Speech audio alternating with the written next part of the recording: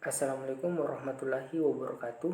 Perkenalkan, nama saya Irfandi Ariza Riyadi dengan NIM 01A120022.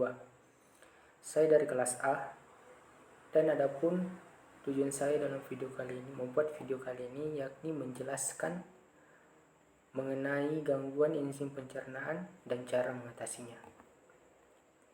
Sebelum membahas gangguan enzim pencernaan dan cara mengatasinya, terlebih dahulu kita harus memahami apa yang dimaksud dengan pencernaan. Jadi pencernaan adalah sebuah proses metabolisme di mana suatu makhluk hidup memproses sebuah zat dalam rangka untuk mengubah secara kimia atau mekanik sesuatu zat menjadi nutrisi. Untuk mencerna makanan, manusia mempunyai organ-organ pencerna makanan. Seluruh organ pencerna membentuk suatu sistem yang tidak dapat dipisahkan satu sama lain. Sistem pencernaan mulai dari mulut sampai anus, berfungsi untuk menerima makanan, memecahkan makanan menjadi zat-zat gizi, menyerap zat-zat gizi ke dalam aliran darah, dan membuang bagian makanan yang tidak dapat dicerna dari tubuh. Selanjutnya, proses yang terjadi di masing-masing organ pencernaan. Organ yang pertama adalah mulut. Mulut berfungsi untuk mengunyah makanan. Proses pengunyahan makanan dilakukan oleh gigi, yaitu terdiri dari 3 jenis gigi, yaitu gigi seri, gigi taring, dan gigi geraham. Selain gigi, di dalam mulut juga terdapat lidah dan kelenjar air liur. Lidah berfungsi untuk membantu menggerakkan makanan di dalam mulut, sedangkan air liur membantu makanan bisa ditelan dan membuat kita bisa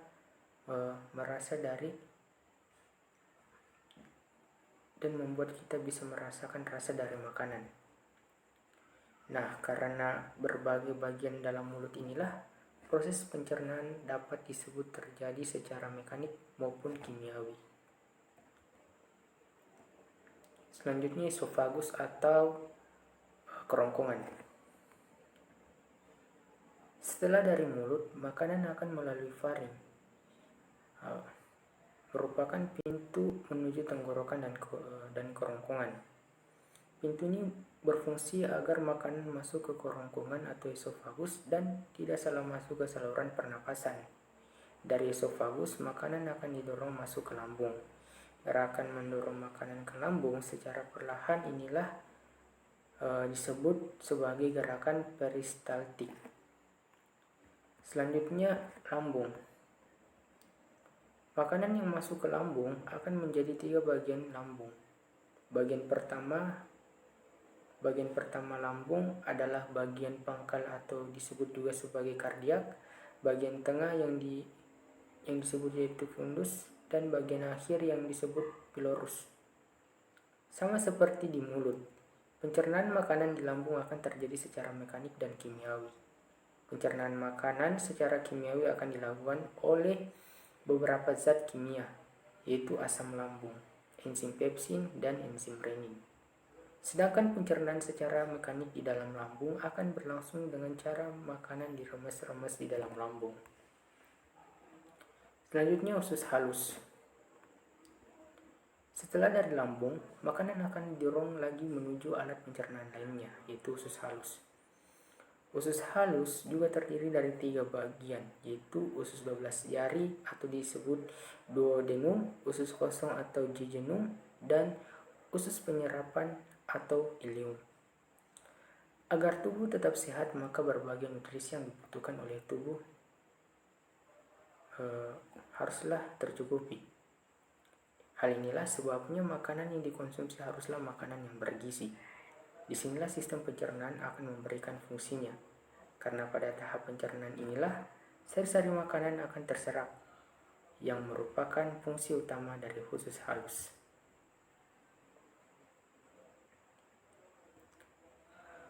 Selanjutnya, usus besar. Setelah dari usus halus, makanan akan didorong menuju alat pencernaan lainnya, yaitu usus besar atau kolon. Ada 3 bagian Ada 3 bagian juga pada usus besar, yaitu kolon naik, kolon mendatar, dan kolon menurun. Pada usus besar terdapat bagian yang bernama umbai cacing, yaitu bagian yang berisi sel darah putih. Sel darah putih penting untuk tubuh karena berperan dalam memberikan imunitas bagi tubuh. Kalau usus halus berfungsi untuk menyerap sari-sari makanan, maka fungsi usus besar adalah untuk menyerap cairan dan sisa makanan yang sudah tidak diserap usus halus. Nantinya sisa makanan yang sudah diserap oleh sistem pencernaan akan dikeluarkan melalui anus berupa kotoran atau feses. Ada beberapa organ pencernaan tambahan. Yang pertama adalah hati. Peran hati sebagai alat pencernaan tambahan adalah dalam proses detoksifikasi, yaitu menetralisir dan menyaring racun berbahaya. Selain itu, hati juga berfungsi untuk menyimpan berbagai vitamin seperti vitamin K, A, E, D, dan B12. Organ tambahan selanjutnya itu kantung empedu. Kantung empedu ini, warna hijau ini. Kantung empedu ini berfungsi untuk menyimpan getah empedu yang sudah dihasilkan oleh hati. Selanjutnya organ tambahan yakni pankreas. Pankreas itu ini. Di pankreas terletak di balik perut, tepatnya di belakang lambung. Sel-sel yang ada pada pankreas akan menghasilkan cairan pankreas yang nantinya akan masuk ke dalam usus 12 jari lewat saluran pankreas. Dalam melaksanakan fungsinya, organ-organ dibantu oleh enzim, organ pencernaan dibantu oleh enzim yang terlibat di setiap organ pencernaan tersebut. Jadi, kali ini saya akan menjelaskan enzim yang terlibat di setiap organ pencernaan dan fungsinya. Yang pertama, enzim amilase diproduksi di kelenjar air liur, pankreas, dan usus halus. Enzim ini bertugas memecahkan zat pati atau karbohidrat menjadi gula atau glukosa. Saat makanan yang mengandung karbohidrat dikunyah, kelenjar liur di dalam mulut akan menghasilkan amilase. Setelah tertelan, makanan tersebut akan dicerna lebih lanjut di usus halus oleh enzim amilase yang dihasilkan oleh pankreas. Di dalam usus, amilase terus-menerus molekul zat pati hingga menjadi glukosa, yang nantinya akan diserap ke dalam sirkulasi darah melalui dinding usus halus. Selanjutnya, protease. Enzim protease adalah enzim pencernaan yang bertugas untuk memecahkan protein dalam makanan menjadi asam amino. Enzim ini diproduksi di lambung, pankreas, dan usus halus. Terdapat beberapa jenis enzim protease, yaitu pepsin atau enzim pencernaan utama di lambung, tripsin, dan chymotrypsin. Selanjutnya, enzim lipase. Lipase adalah enzim yang memiliki tugas memecahkan lemak menjadi asam lemak dan gliserol atau zat gula yang mengandung alkohol. Organ tubuh yang berperan dalam menghasilkan enzim ini adalah pankreas dan lambung. Enzim lipase juga ditemukan di dalam ASI. Fungsinya untuk membantu bayi mencerna molekul lemak saat menyusu. Maltase. Enzim ini diproduksi oleh usus halus dan memiliki fungsi untuk menghancurkan maltosa. Zat gula maltosa ini banyak ditemukan pada tumbuhan seperti biji-bijian, gandum, dan ubi.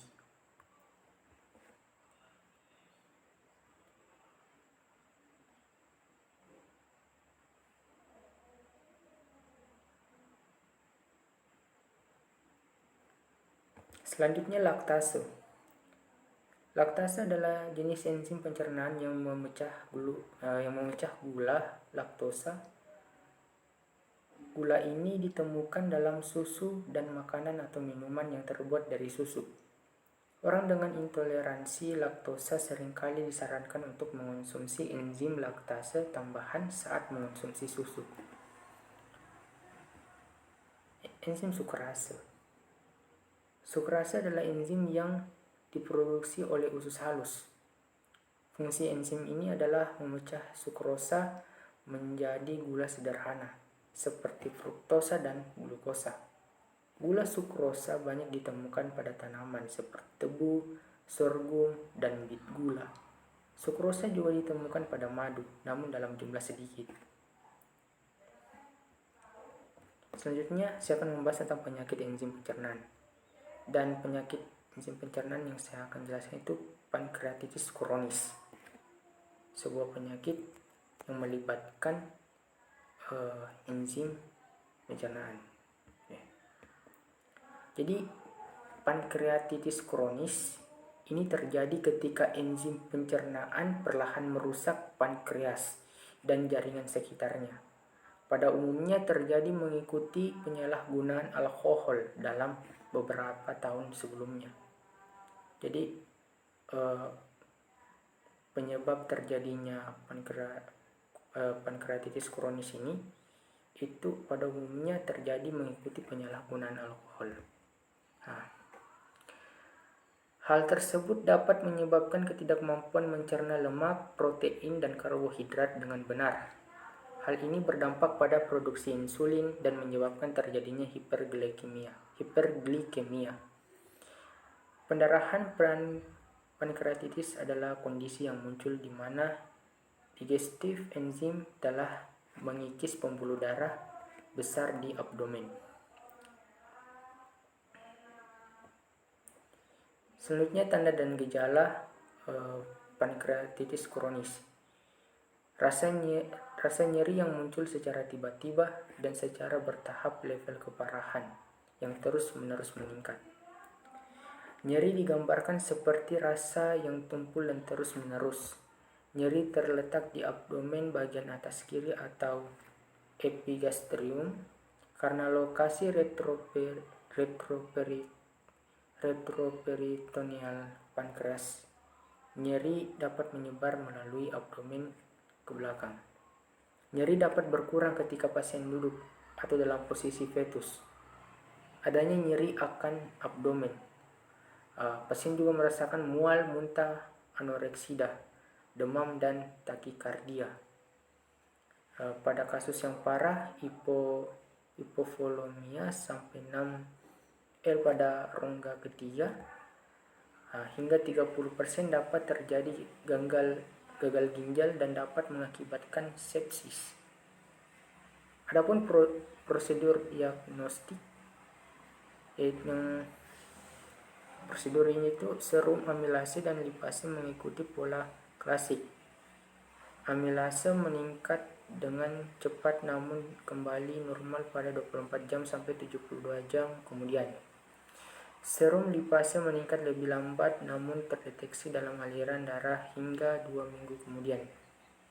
Urin amilase terdeteksi sampai 2 minggu.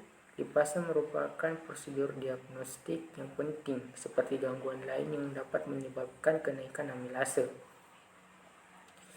Tes laboratorium lainnya termasuk elektrolit atau termasuk kalsium dan magnesium, CBC, profil hati, dan glukosa darah.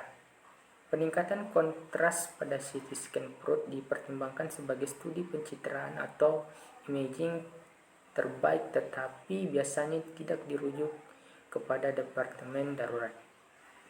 USG dapat melihat saluran empedu tetapi sering tidak dapat memvisualisasikan pankreas.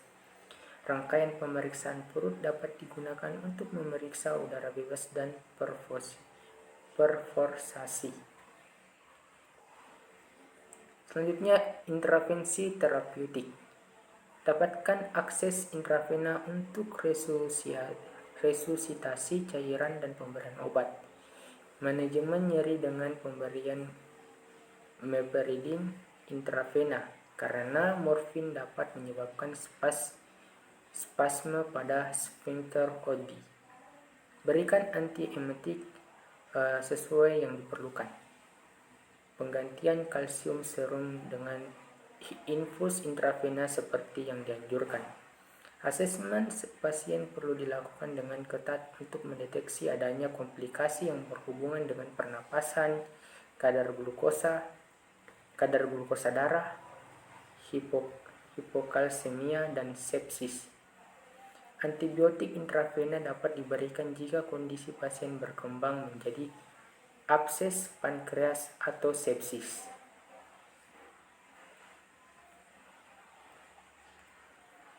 Mungkin itulah yang dapat saya jelaskan mengenai gangguan enzim pencernaan dan lain-lain. Kurang lebihnya mohon dimaafkan jika ada salah kata dalam penyampaian materi saya, mohon dimaafkan. Saya akhiri dengan ucapan wabillahi taufiq wal hidayah. Assalamualaikum warahmatullahi wabarakatuh. Terima kasih.